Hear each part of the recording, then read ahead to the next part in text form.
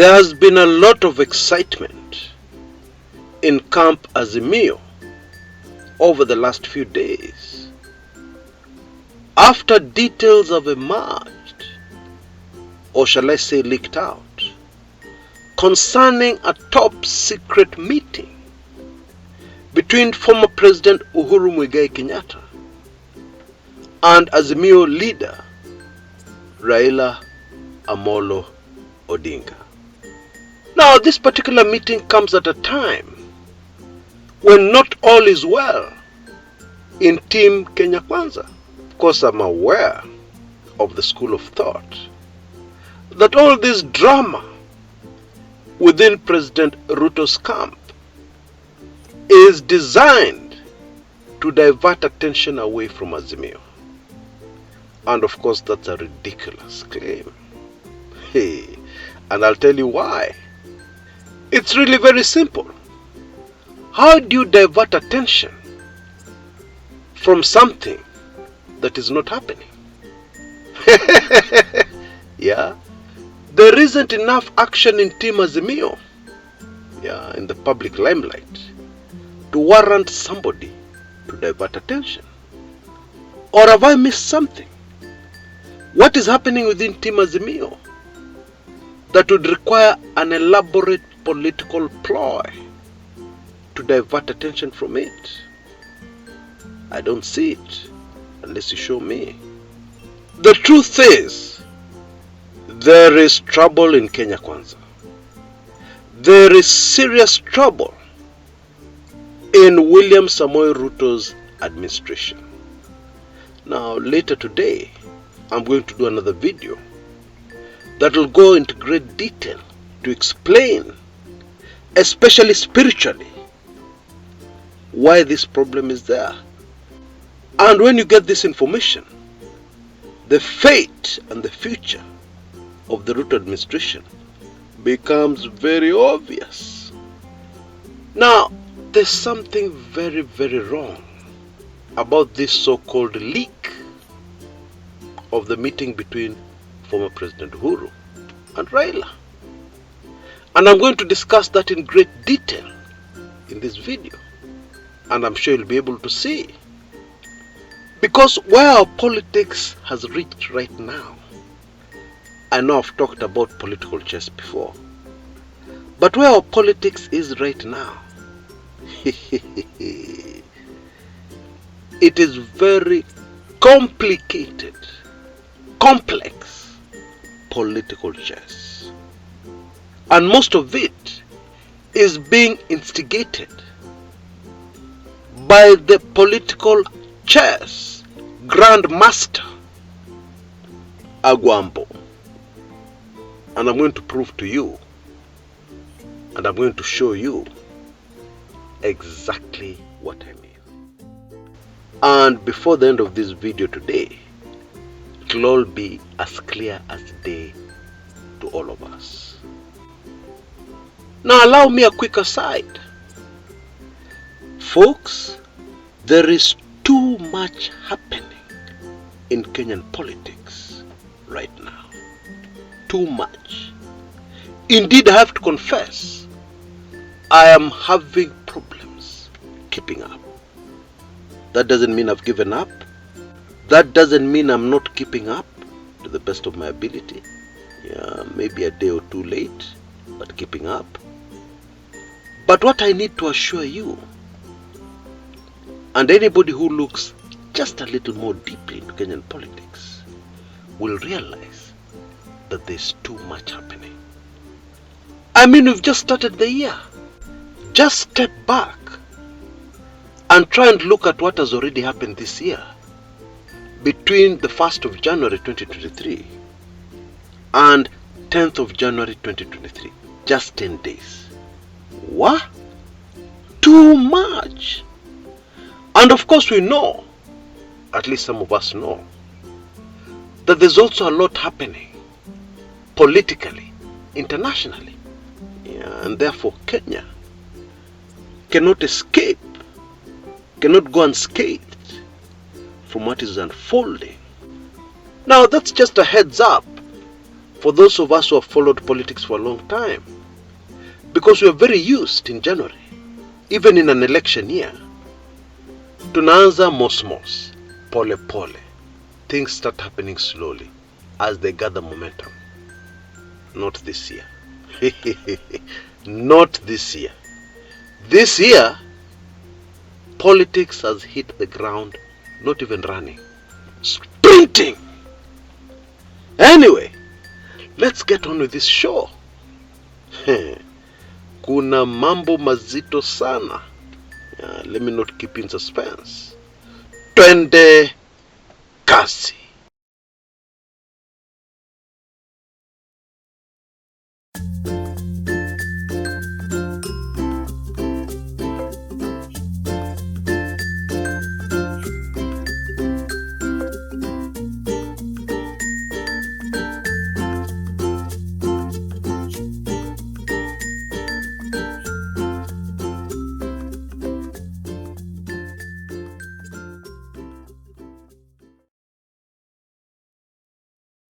For anybody who understands Kenya politics, reports that Uhuru has met Raila at a secret meeting in Mombasa should not really interest you.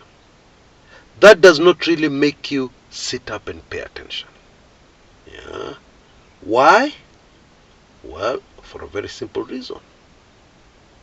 Do you think that this is the first meeting Uhuru and Raila have had since August 2022?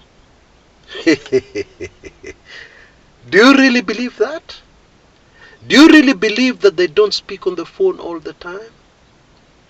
Do you really believe that they've never had any other long meeting before this one of the 6th of January 2023?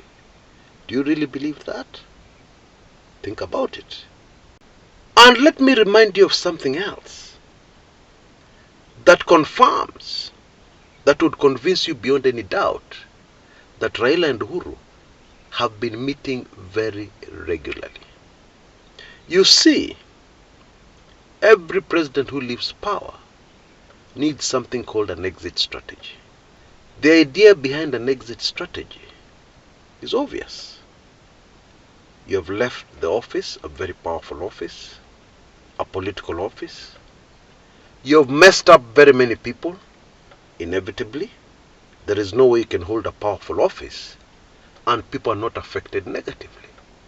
Yes, you're trying to affect the country positively in as many ways as possible. But it is impossible that there are no people out there who are sitting with rage, waiting to get back at you. This applies to any powerful office. And therefore, an exit strategy is very important. I'm sure you're aware that there seems to be some attacks on the former president and his allies. Constant, persistent, consistent attacks. So, Uhuru's exit strategy, let me just be blunt, failed. And because it failed, it means that the former president has to keep on being very busy with plan B. That is if he plans to have a peaceful, quiet retirement. That should be obvious.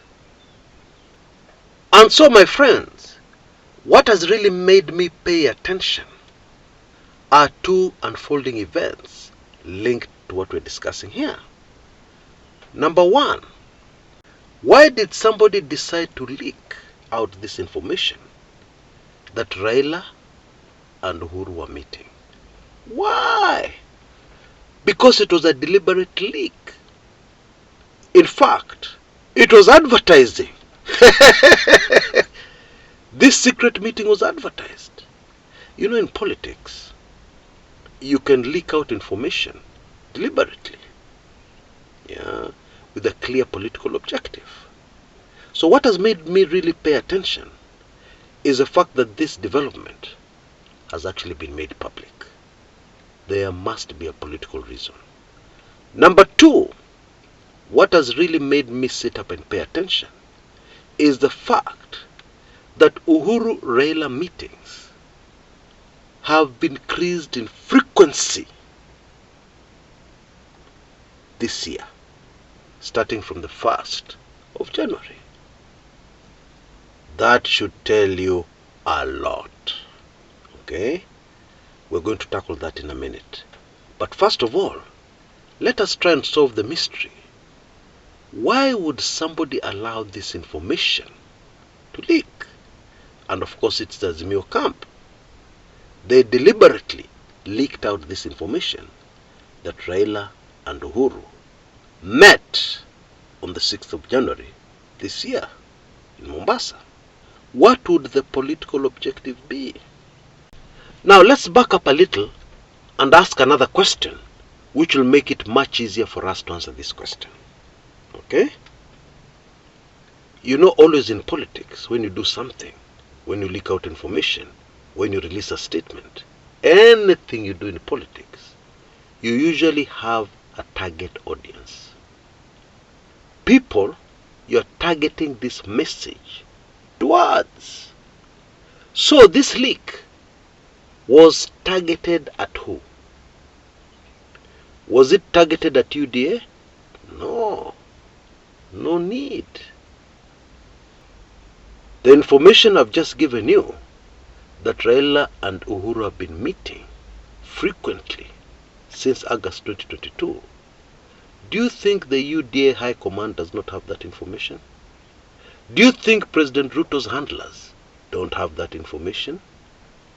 If you think that this is the case, kwenda ona daktari haraka haraka, teke. Bottom line, this information would have zero impact on UDA and the UDA High Command. They already have the information. So, we have to look elsewhere. This leak was actually targeted at supporters of Azimio. The millions of Kenyans who voted for Raila the 5th in last August presidential elections. Now, why would such a message be important to the Azimio people, Azimio supporters, just now?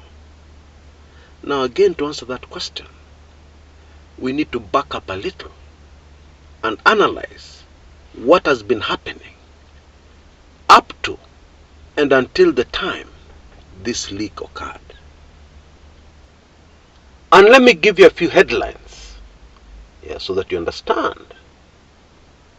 Uhuru to resign as the leader of Azimio. You remember that headline? It has been consistent and persistent. Now, those who are following the news in Kenya will know that was it 2 days ago, that myth, that's the only thing I can call it, was dismissed. And we were told that Uhuru will remain the leader of Azimio until the 2027 elections. I'm sure some of us caught that one. Azimio falling apart. That's another headline. Can Azimio survive? That's another headline. Now just imagine for a minute, you're a supporter of Azimio. I know most of the people taking this video don't need to imagine. They already know what they were feeling as this news rolled out one after the other. It looked like Azimio was finished. It was clear that Raila Odinga was finished. Kwisha maneno. Now I'm going to really shock you. Some of these anti-Azimio headlines, do you know where they came from? Not all of them, but some of them, do you know where they came from? They came from Team Azimio. Aye, Chris, you're confusing us. Well, I warned you. The political chess we're witnessing right now is very complicated, complex, high level. But let me explain why Azimio would want to do something like this. You see, after the August elections, or is it selections? Yeah, take your pick. What happened is that the Azimio bloggers hit the ground running with anti-Raila Odinga and anti-Azimio twisted, created, invented, manufactured stories. Now remember, as all this was unfolding, Azimio has leaders. Azimio has party officials. This is a political organization. And these people are not put into office for decoration. They are put into office to work for the party, to promote the party. So when all this was happening, what do you think was happening at Azimio? Were they just sitting there and staring and watching what was unfolding? And saying something like, tumemalizwa. Hiyo ni bomu nyingine. Tutafanya nini? Do you think that's how they were reacting? No! Of course not! They sat down and strategized and came up with a plan on how to counter all this. Now I'm going to go in a little deeper, and I hope I don't lose anybody. What is the best way of neutralizing a wave? Yeah. A wave comes in from the ocean, it's very strong, so it's the best way of neutralizing it. To face it, kama mwanaume. To counter it with your strength. No. The best way to counter a wave is to ride with it. It's coming in to damage your boat or your ship. So instead of going up against it, you maneuver yourself so that you ride with it. No effect. Yeah? You're actually riding on its force. Of course, you can find your direction later. But for now, you have to avert the immediate danger, which is this wave coming up at you. Very big, very large, very strong. And that is why Azimio decided to go with this UDA narrative. And in fact, to changia, to add to this UDA narrative. And as they added to this UDA narrative, the UDA bloggers suddenly realized what was happening. Now wakashangaa, they were stuck. They were busy promoting the narrative that Azimio is finished. Azimio helped them. They released information of their own. Uhuru to resign from being Azimio leader, etc., etc. And in that way they neutralized the wave. Because now you're criticizing something, you're fighting against something, and then there's no response. What do? Nguvu yako inaisha. Let me give you just one more illustration which I can't resist. We recently lost the greatest soccer player to ever walk the earth. Edson Arantes do Nascimento, better known as Pele. Now one of Pele's skills that amazed and dazzled the world was his amazing ability to kill the ball. What do I mean? On the soccer pitch, somebody fires a very powerful shot. The ball comes towards Pele at very high speed. Ordinarily, that ball will probably go out of play or go in the wrong direction. Useless for Pele's side. But what does Pele do?